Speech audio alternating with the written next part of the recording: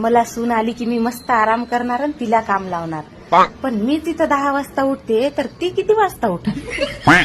मला तिथं T shirt pant घातल्याशिवाय जमत नाही. तिला कसं म्हणू की आम्ही 24 तास डोक्यावर पदर घेऊन राहत होतो म्हणून.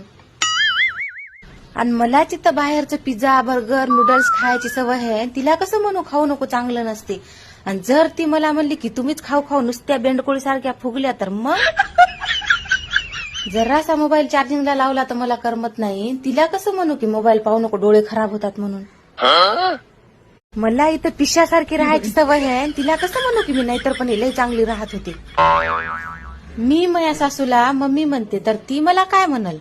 मॉम म्हणल का दुसरं काय म्हणल का डायरेक्ट नावानंच हाक मारल? मी सासू मला पाहायला आलती तेव्हा म्हणली होती पुरणाच्या पोळ्या बनवून दाखव. मी तिला पाहायला गेल्यावर काय म्हणू रील बनवून दाखव? आमचं लईच अवघड झालं रे देवा.